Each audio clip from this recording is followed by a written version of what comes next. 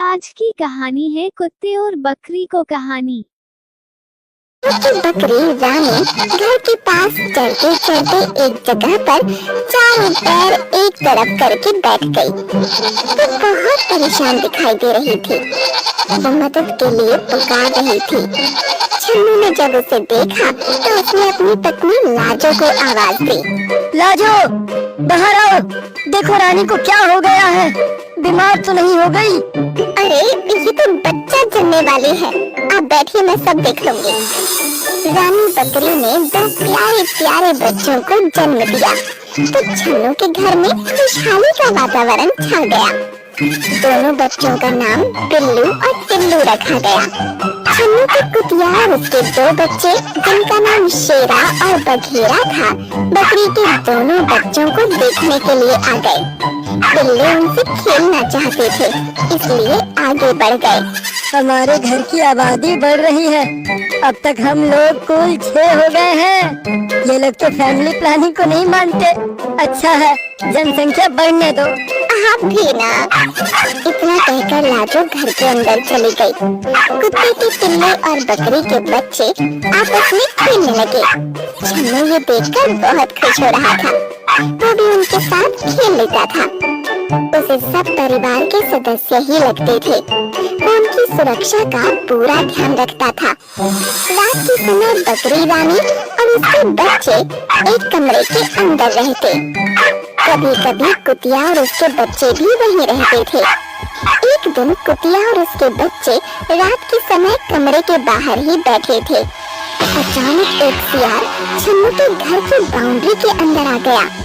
कुतिया के कान खड़े हो गए। उसे अपने बच्चों की चिंता हो गई। उसने झट से शेरा और बघेरा को पीछे सुरक्षित स्थान पर भेज दिया और उनके आगे खुद सतर्क होकर बैठ गई।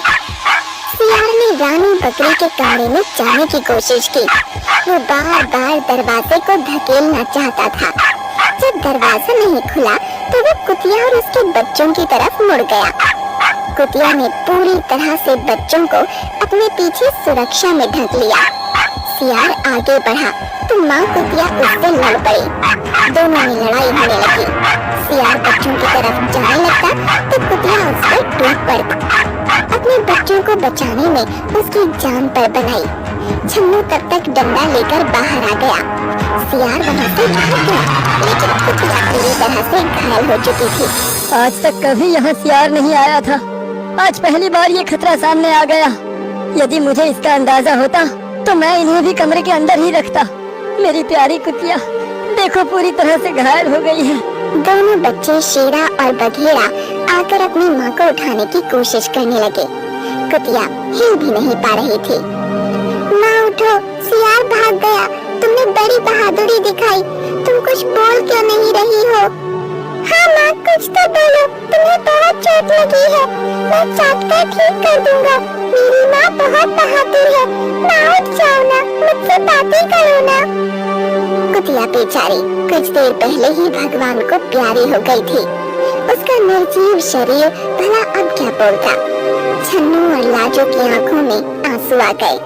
उनके परिवार का एक सदस्य सदा के लिए उनसे दूर हो गया। शेरा और बघेरा अनाथ हो गए।